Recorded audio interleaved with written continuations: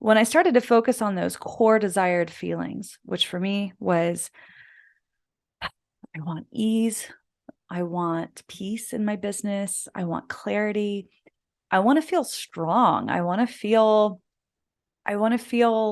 um, like there's not the next big business disaster lurking around the corner, right? But I was so busy with the work that I had created for myself that I didn't have time to sit down and get clear on how I wanted to feel and what I wanted my life to look like. And so once I was finally able to sit down and get clear on my goals for my lifestyle, then it made it so much easier to back in my revenue goals.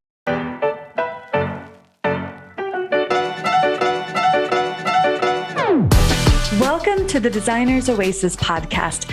I'm your host, Kate Bendewald, interior designer, mama, and CEO of a thriving interior design business built on authentic word-of-mouth referrals. It wasn't that long ago that I stepped away from my corporate architecture job to build my own dream, one that would allow me more time with the people that I love, the ability to serve my clients at the highest level, and to make a great living. It wasn't always easy, and I've made my share of mistakes along the way. Fast forward to today, and I've learned a thing or two. This podcast is for you, the inspired, creative, ambitious, and let's admit it, occasionally overwhelmed interior designer who shares this dream of transforming lives by transforming homes. Join me and my guest each week as we walk through practical ways to build an interior design business you love and helps you transform your clients' lives. You can do this. Thank you for letting me spend part of this day with you. Let's get to it.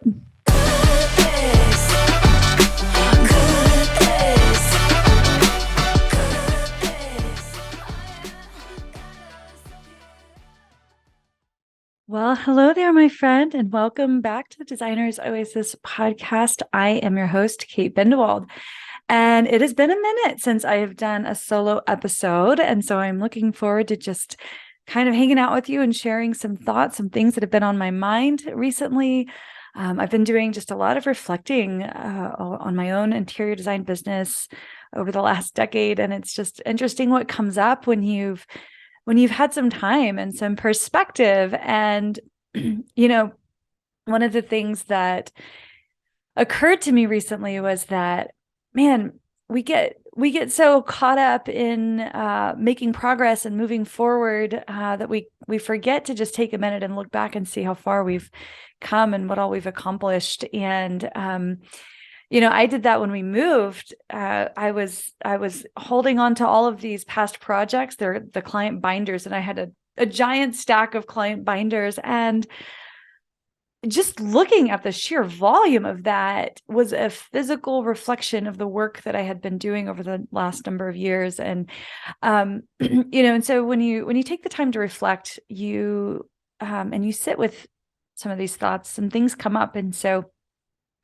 I just got to thinking about some of the things that I would have done differently if I had had an older and wiser business owner hanging on my shoulder. What would I tell my younger self as a business owner?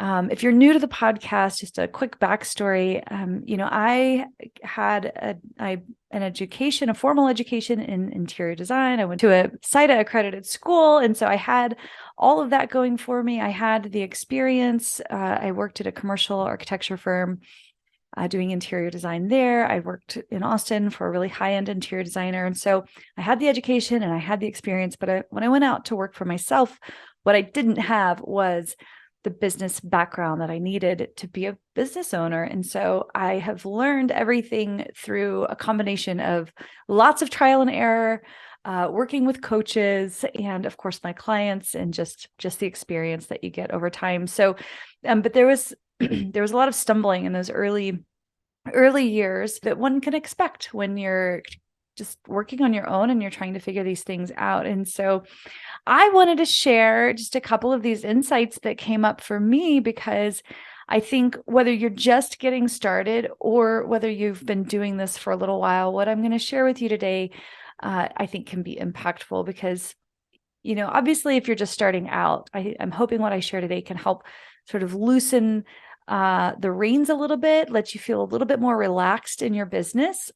And if you've been doing this for a while and maybe you're feeling uncomfortable in your business, maybe things aren't working like you would hope, and it's not really humming, I want you to come back to these reminders as well. So stick with me. It's going to be a shorty, I think, episode.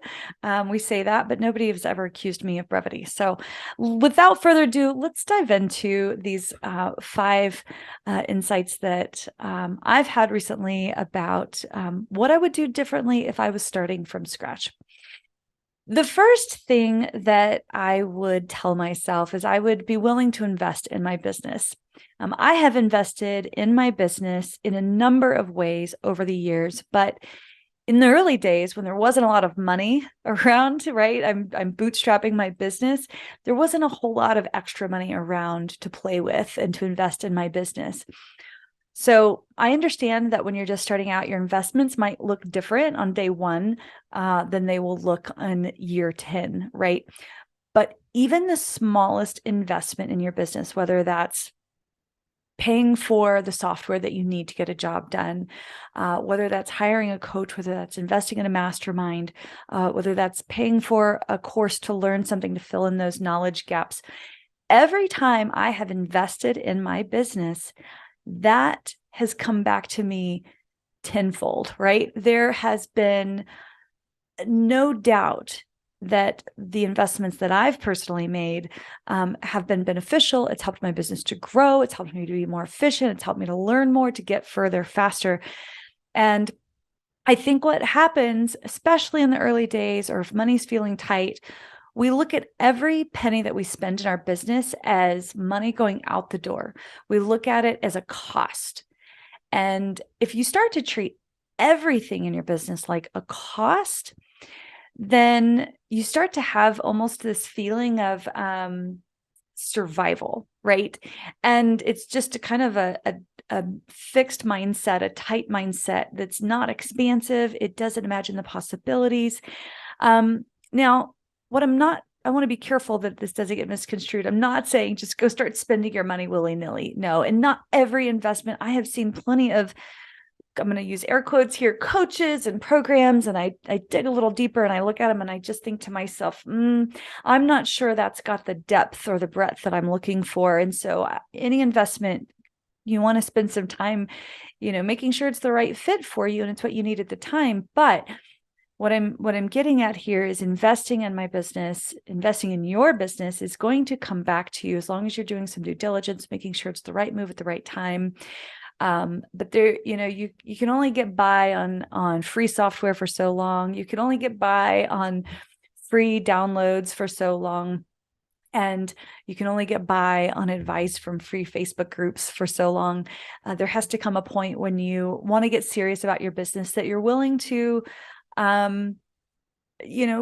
put some more skin in the game, so to speak, and go ahead and spend some money knowing that that money is going to come back to you in the future in the form of better clients, better projects, more efficiencies, whatever that looks like for you. It can be a number of things, but investing in your business is something that you can do from day 1. Okay. All right. So number 2 is letting go of perfectionism. And I say this with a little bit of pause because this is an ongoing practice for myself. The reality is that perfectionism is unattainable, right? It is the antithesis to progress. In fact, just sitting down to record this episode, I was thinking about my list that I had jotted down, and I was thinking about how I wanted to present the information and kind of how to get things started. And this is what I do with every episode, right? But when I got to number 2 in this perfectionism one, I was reminded that Kate, you're overthinking this. Just put record on and just start talking from your heart. And that's what people want. People just want, authenticity, right? And what I'm reminded of is that perfection dulls creativity. And so I would go back and tell myself, if I was just starting from scratch, that you just got to get going. You have to get comfortable with failure. The only way that I've learned so many things over the years is through trial and error. Every time I've gone through a project, I learned something new about how a client responds to information, or how certain information can easily be misconstrued, or what works with certain types of clients and with other types of clients doesn't always work. There's so many nuances in what we do. And so it literally is impossible to run your business with any sort of idea of perfection. And so letting go of that early on can really feel like a relief. You can work a little lighter. Worst case scenario, a lot of times you can just ask yourself, what is the worst case scenario if I were to do this? Right. And oftentimes the worst case scenario isn't that bad. And so I think that when you're ready to start running a business with a little bit more ease and a little bit more grace, realizing the worst case scenario isn't usually that bad. I've never had a situation at this point, about 10 years of running my own business. This is in addition to my previous experience as a designer, but just in running my own business, I've never had a situation so bad that I couldn't go to a client and say, oh gosh, you know what? I made a mistake. Here's how I'm going to fix that. I realize now how, fill in the blank. Oh, I could have done that differently, or I could see how that could be misconstrued, or I see how it would have been better to do it this way instead of that way, or whatever. Clients realize that you're human and they want to work with humans, and they love and appreciate the authenticity that comes with that. You are not a robot. For now, as of the time of this recording, AI is not doing our design work. And so keep that in mind, that most clients are going to be gracious, right? If mistakes happen. And those are the kind of people you want to be working with. I have done and could do a whole episode on ideal clients and what are some deal breakers. But for now, just keep in mind that you want to be working with people that are gracious and that understand that we're real human beings. And every project, even though we have our processes, every project is a little different. There's nuances to everything. So letting go of that idea of perfectionism can allow you to just breathe, be more creative, show up, and start making progress. That is the biggest thing to keep in mind, is that perfectionism is unattainable and it's the antithesis to progress.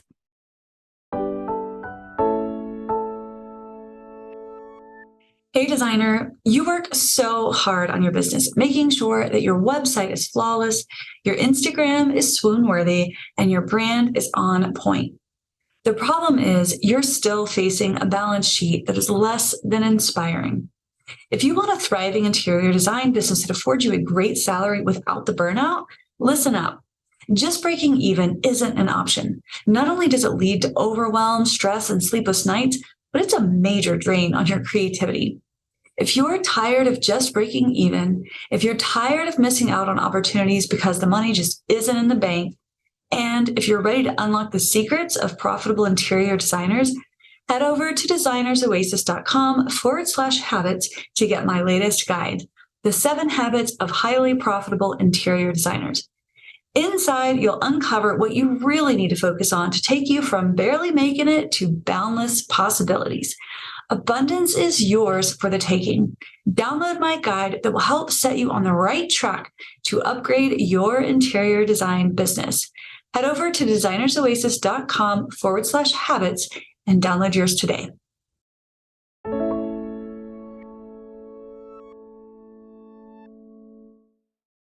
All right. So moving on to number 3, I would tell myself, if I was just getting started or starting from scratch, you need to get comfortable with self-promotion. That is a phrase, self-promotion. I almost wish I had a better word for it, but that's really what I'm talking about here. It's something that is oftentimes inherently uncomfortable. It doesn't feel natural to oftentimes to go out and start talking about what you do. But I think what's important here is that if you're clear about what you do and who you serve, and you talk about that with excitement, and you talk about how you help people solve problems, and you tell people how you helped somebody overcome a challenge in their home, or paint the picture of the transformation that you were able to help your clients have, all of a sudden you're not talking about yourself so much as you're talking about the possibilities that are possible when working with you. And so if you think about that a little bit differently, it can feel a little bit easier to talk about it in those terms and really crafting a story, right? People are drawn to story. We're built for story. People resonate with story.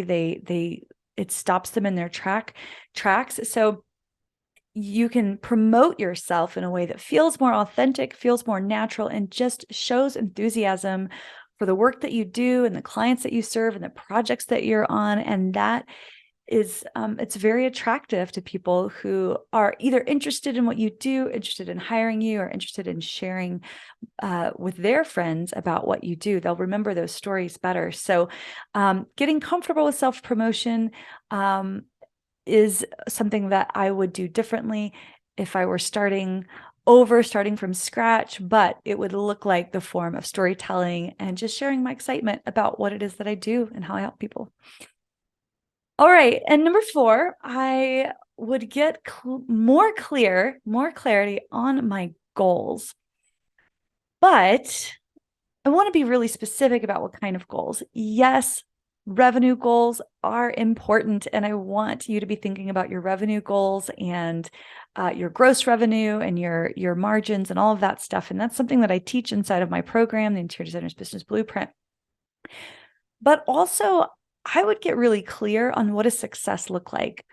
What are my lifestyle goals? What are my creative goals? How do I want to feel waking up every day and going to work?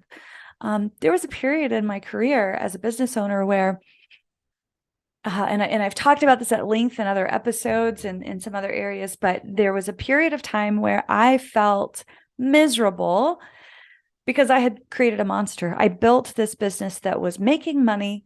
I was getting word of mouth referrals. I was busier than ever. But the problem was I was too busy, and I was really I was chasing the dollar. I was saying yes to the money, but I was also saying yes to everything that came with that. And so I had to do a lot of work around that to redefine how did I want to feel. And the problem was, in that period of time, I was feeling burned out. I was feeling confused on what to focus on. My team was burning out. I was wanting to grow in a different way, and do different kinds of projects. I had kind of been pigeonholed as one type of designer, and that's not what I wanted to be known for. And so, I was getting referrals for projects that wasn't exactly what I wanted to be doing. And so I had a big come to Jesus moment, but that's because I was really unclear on the goals that I wanted. And so when I started to focus on those core desired feelings, which for me was, I want ease, I want peace in my business, I want clarity, I want to feel strong, I want to feel like there's not the next big business disaster lurking around the corner, right? But I was so busy with the work that I had created for myself that I didn't have time to sit down and get clear on how I wanted to feel and what I wanted my life to look like. And so once I was finally able to sit down and get clear on my goals for my lifestyle, then it made it so much easier to back end my revenue goals. So in the Interior Designer's Business Blueprint, I share with the students, the members, how to reverse engineer your income, your revenue for the lifestyle that you want. And that whole model, that whole dashboard that I've put together is based on this experience that I had where I hadn't built in any time for vacations, for holidays, for my team, right? For building a team and giving them time off too. It was just a machine. And so getting clear on my goals, but specifically not just my revenue goals, but my lifestyle goals, and how did I want to feel. And so that is a really important part of our business today. And every year when we do an annual master planning workshop, that is where we start, is we start with, what do we want next year to look like in terms of how many weeks out of the year do we want to work? How many hours per week on average do we want to work? And then backing in our revenue plan from there. So, okay, this is how many weeks this year we have to work. This is how many hours on average we're going to work. And so in order to get to this income level, so how are we going to charge for our services? How many projects are we going to get in? What's our minimum? And so those revenue goals are only developed after we've gotten clear on those lifestyle goals and those goals around how do we want to feel. So, and creative goals too, right? That's important. Like, what kind of projects light you up? What kind of projects do you want to be known for? What kind of projects would you be happy to have published in a publication and reflect, the kind of work that you want to be doing? I know for me, I did one type of project one time and I got pigeonholed as the person who does this one specific style. And while the project was a great experience and I learned a lot and I was proud of the work, it wasn't necessarily a style I wanted to be known for. And so I had to pivot that. All right. So getting clear on your goals is number 4. And that is a really good segue to number 5. So the other thing I would tell myself if I was starting from scratch is to be more selective about the projects and clients that I took. It's so easy to take on any project that comes your way, especially when you're just getting started. And I understand that everyone most likely is going to have to take on a project from time to time that is going to give you the experience or the income that you need in that moment. But with every project that goes on, it's important to raise your goals and your expectations for the next ones because you now have more experience than you did before that project. The energy that we spend on a wrong fit client or project actually makes it harder to reach your goals. It's important to remember that when you say no to a project, what you're not saying no necessarily to the business or to the income. What you're saying is yes to holding that space, your creative energy, your mental energy for the right project and for the right client. And you're the only one that can be the judge of who that is, what project that is, what that looks like, and what you're willing to say yes to. You're the only one who can change your relationship with yes, right? Or no. Like, what do you say yes and no to? Nobody else can do that for you. You're the one that has to decide, is this a project that is going to light me up, help me, get better projects, better clients, fill my bucket creatively, and of course, pay the bills, right? It needs to be able to do some, if not all of those things. So I understand, just to reiterate, when you're just getting started, sometimes we have to take on what projects we can in order to pay the bills or get the experience that we need. And remember that every single time you do, that is an opportunity to step up your game. And because the more experience you have, the more selective you get to be. And just continue to aim to get pickier and pickier with every single opportunity that comes your way. And when you do that, before you know it, you will look and realize that you've got a roster of clients that you love to serve, that are projects that light you up and fill your bucket creatively and are compensating you well for your expertise and for your creativity and everything that you bring to the table. So let's just recap those one last time before we wrap up. So number 1, I'd say invest in your business. Let go of perfectionism. Number 3, get comfortable with self-promotion. Number 4, get clear on your goals, and not just your revenue goals, but your lifestyle goals, your creative goals, and how do you want to feel showing up for work every day. And don't be afraid to be selective about the projects and clients that you take on, knowing that that's energy that you're giving away and you want it to come back to you. Think of your energy spent as an investment. So I hope this helps. Don't forget that the IDBB, the Interior Designers Business Blueprint, information is on the website. There's a wait list there, so you can go plop your name on there if you want to learn more about that. But in the blueprint, I show you how to take your lifestyle goals and put them at the center of your revenue goals and back in your revenue from there. So if you want to learn more about that, go to designersoasis.com/blueprint to learn more. All right. Thanks for hanging out with me. I will see you next week on another episode of Designers Oasis podcast. Bye for now. Thank you so much for letting me spend part of this day with you. If you're loving this podcast, please share it with a friend who you think might also love it. Or perhaps you can take just 30 seconds to open your podcast app and leave us a 5-star rating. And if you have just an extra minute, go ahead and leave a review. This helps me so much, and it helps other designers like you to find the podcast. It also adds fuel to my motivation to keep making great episodes just for you.